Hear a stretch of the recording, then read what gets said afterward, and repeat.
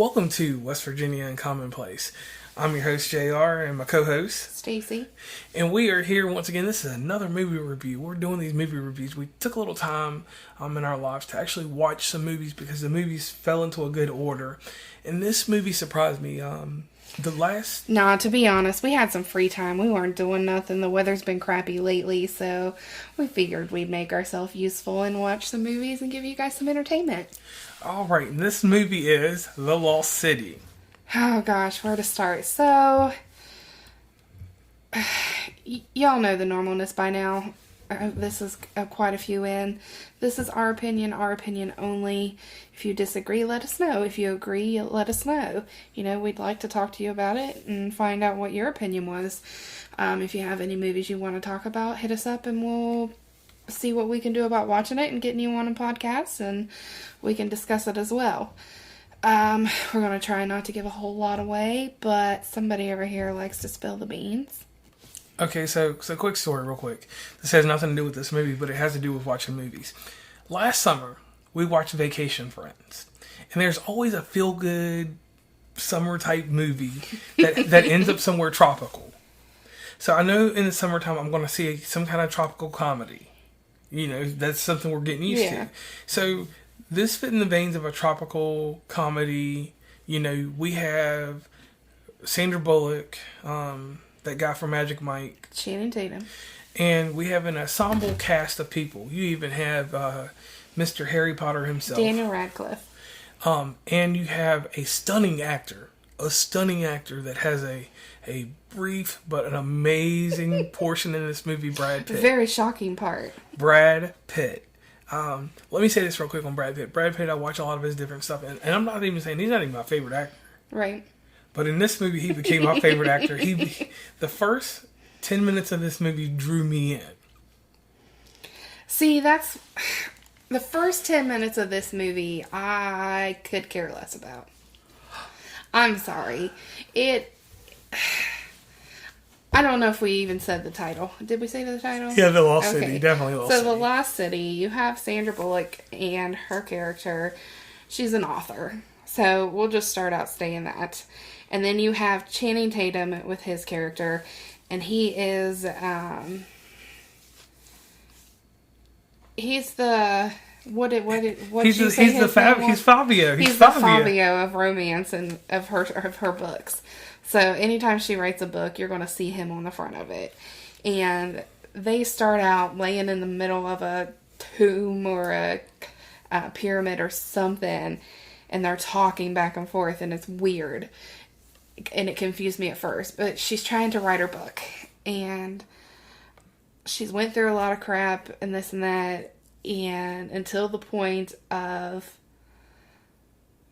how do we want to say this? To the point of Daniel Radcliffe's character, I was pretty bored. Right. Just a little smooth part, like you said about the whole addition of what she was writing. She had fallen off as a writer. She had been on a little... No. You'll learn that part in the movie if you pay attention. You must have missed it. And I'll explain it to you later. All right, so... before Harry Potter gets on there, because I want to refer to him as Harry Potter throughout this whole thing, she's going to do like an expose, like a book tour. A book tour. Yeah. And Channing Tatum does his Fabio thing, and they start dancing. This is the one scene that got me. That's what probably hooked me in. They're dancing, and I didn't know that I knew he had a wig on because his hair really not like that in real life.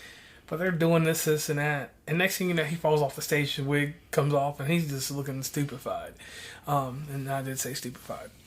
And after that, that's when the movie really starts taking off, because things start going a different way. Right. And... They did Channing Tatum dirty in this movie. I'm sorry. But if you have seen his other movies and seeing him acting in this movie... I want to know what the heck they were thinking. Like, I'm not saying Channing Tatum isn't nice to look at, but what I'm saying is the characters and the persona that us as viewers have of certain actors. Because, you know, you have somebody that does something, it's hard to see them in a comedy than see him as a killer. You know, it just Yeah. it doesn't make sense, and that's what they did to Channing Tatum. They went from someone that could be perceived as intelligent to basically an idiot, to say it nicely. Yeah, and I mean, they made him a doofus, and it They was did. like, it's a different type of comedic approach that you could have done. Mm-hmm. If he had more slapstick, more one-liners that were funny and things like that, that would have been fine. But they just made his character inept. So then next thing you know, Daniel Radcliffe, a.k.a. Harry Potter, does his thing. He kidnaps her, so they're gone. So then Right. here comes the best part of the movie for me. Freaking Brad Pitt. Brad Pitt's character is only in this movie for 3 to 6 minutes. And he's dashing. He's everything that Channing Tatum is not. I'm talking about he's got the hair and stuff. He kind of reminded me of the bounty hunter from with the blonde hair. Yeah, you think that, okay, here we go. Brad Pitt's the hero. He's gonna save her. Yeah, and What do they call him? The trainer. Channing Tatum's character. He was his trainer or something for some reason. So he called the dude and met him. They met him on the island or whatever. So that's how he was introduced. And it's like, they meet him and he's like, all right, listen, you guys stay here. But nah, his character ain't having nothing to do with that. He's going to follow along and he's going to be the hero. right, and everything Brad Pitt does, he's smooth, dancing, sliding around, beating people up, causing explosions. he caused explosions just with his hair. I don't even know what they were explosions. Right. So they get Sandra Bullock and her character. So I'm giving away that part of the movie. Yeah. Her name is Loretta. Loretta. Hey, we know Loretta. Shout out to Loretta. Yep. Hey, all the way out there in West Virginia. Yeah. Now, so he rescues her. Then they go through all these extra things to get to a point. Well, Brad Pitt's character doesn't rescue her because something traumatic happens to his character. He technically did rescue her, and then he... Yeah, because she was in the chair, and they rescued her. And they were in the wheelbarrow. Was that? Okay. Yeah. Okay. Well, okay, I guess I was a little ahead of myself, but... Yeah, and Brad Pitt disappears. And we don't need to talk about it. We just leave it at that, because when you see it, you'll see what I'm talking about. And anyway, so you go through this movie. Channing Tatum is a disabled superhero. He has no ability. She throws him a gun. He fumbles the gun. He didn't even catch the gun. Every time that they tried to make him a fledgling action hero in this movie, he failed miserably. Right. And I guess that's where the comedy comes in. Yeah. And Channing Tatum wasn't a bad actor in this. No, not at all. Like, I loved his acting, and I overall think that it was a really good movie. I just feel like the movie did him dirty with how they portrayed him. I don't know. I guess I'm just salty or something. So the further you go into this movie, there's a plot that goes on that you can uncover by watching the movie. Yes. I am not going to take that away from you. And then you get the only thing that lacked in this movie, and I want to do this lacking part real quick, is there was certain character development. I wanted to know more about Daniel Radcliffe and this elusive brother. The brother that took over the other part of the empire, because whatever empire that Daniel Radcliffe is from, his brother... Cliff. Is that his name? Daniel Radcliffe. Daniel Radcliffe. What? Harry Potter. Harry Potter's brother is seen as being more successful than him by his father because his father gave him X amount of stuff. But Daniel Radcliffe... We can just call him Abigail by his name. Or Abigail. Oh, yeah, he does yes. have... And his brother's Leslie. They all had very... different names. Very feminine names, I guess you would say. Abigail and Leslie. Yeah. Leslie is the more popular and the one that got the empire. So Abigail's got to do his thing. Right. And Abigail has henchmen. His henchmen are... One of them was top of the line. One of them died a really bad death. The one on the cliff. The bald-head guy that was throughout the whole movie. Okay, yeah. Yeah, he just died on some seamlessly sad stuff because he was a good character. The rest of them, the native from the island that was part of his crew, that ensemble there makes for a really great, like, bad guy, good guy vibe. Exotic scenes, you're going to have a waterfall scene, or something that involves water. That's just something in these tropical movies that has to happen. Was it Sandra Bullock and this outfit she had on? Because I'm going a little spread. Oh, gosh. She had on this 1970s sequins outfit. And you're in the middle of whatever island they're on. Right. she leaves evidence of where she's gone, and they're just able to trail her. So that made the movie kind of fun and kind of realistic right there, because it actually said, hey, we can find you. You got sequence. We know how to track the water. We're going to do our thing. The deeper and deeper you get into the movie, the story falls out how it falls out, and I'm not going to give any part of that away. And that's the magic of it. Once the characters get semi in sync, and they're not what your friends think, that was a little in sync play right there, and Eminem too. So when that happens, that's where the magic of this film for me happens. Like, you see that they can work together, and she finds out that he's more than just the doofus. Right. And it's kind of surprising, but it's not surprising, because you know, hey, the movie's not going to be over this fast. You have, she's kidnapped. He goes with Trainer. They find her. They're doing whatever they're doing, and she's kidnapped again.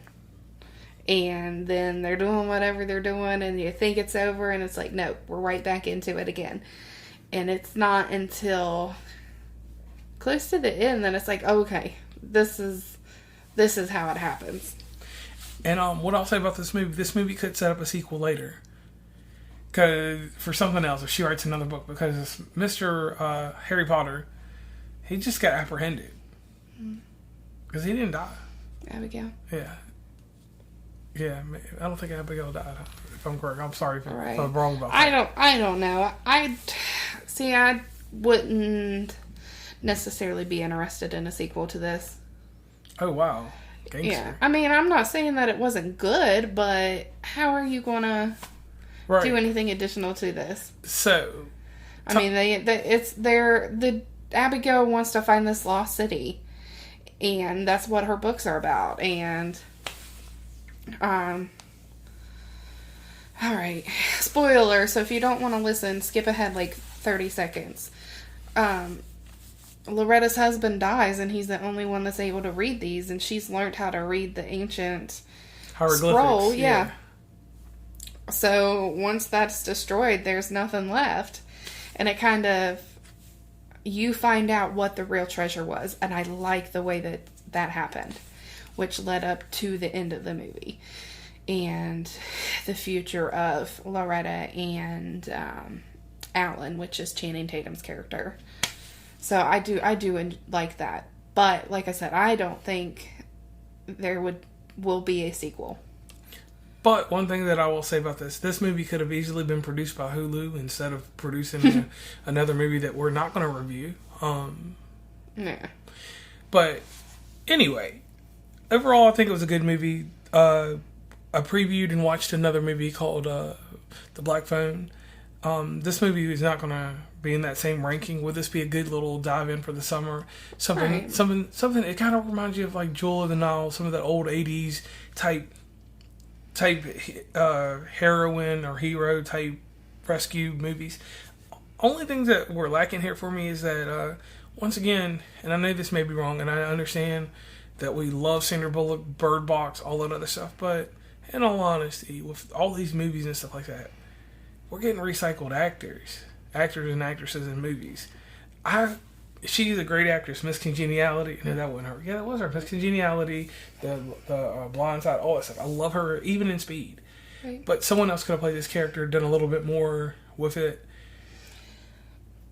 See, I think she did this character well, because she has that built up, and not in a bad way, the built up attitude that could handle this character.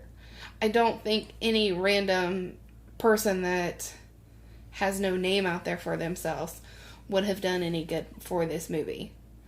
I think that having those 4 big characters, it does make me feel, and like I said, this is only my opinion, nobody else's, not opinion of anybody related to this podcast or related to the movie. I feel like those 4 characters are in the point of being washed up, so they threw them into a movie together. But I feel like Sandra Bullock's character was the best one out of this one that made sense for that. And I'll say like the highlight for me was Brad Pitt. Brad Pitt being in this, like, it was exciting because it just and I think he was the right character. I just feel like, the weird plot twist at the end of this movie. Make sure you watch the end credits. Yes. So overall, I'll say this is a good stay for the summer. When it gets cold, let's put this movie away. Right. Definitely watch it. Definitely give it a shot. See what it's like. Form your own opinion. Definitely. None of the actors were bad. They all performed very well. It was a pretty decent movie overall. Not as good as some of the other things we've seen, but a lot better than some of the other things we've seen. Right, so I'll say, like, in my Hall of Fame of summer movies, like, just like with Vacation Friends, this one can go in there with that. Right. Bring it out once in a while, like I said earlier. So, once again, I am JR. And I'm Stacy. From West Virginia and Commonplace, and the usual stick is this. You can head over to the website, www.wvuncommonplace.com. Make sure you follow us on TikTok, Instagram, Twitter, Facebook, and LinkedIn. We'd like to get up to our 1,000 followers on TikTok so we can maybe live stream some of these movies with you as they come out. That way we can have some one-on-one conversations with everybody, or not one-on-one, but live conversations with everybody and see what you all think. And in the event that there's a movie that you want us to watch, if it's something old school or something that's coming out real soon, please, once again, any place that Stacey said, you can reach us there. You can hit us in the DM. You can even message us over on the ill-forgotten Facebook page that we don't promote, because we're definitely over there. We're on every platform. We want to reach, meet, and greet everyone at the door. Once again, this is JR and Stacy. This is a West Virginia and Commonplace movie review of The Lost City, and that's a wrap, guys.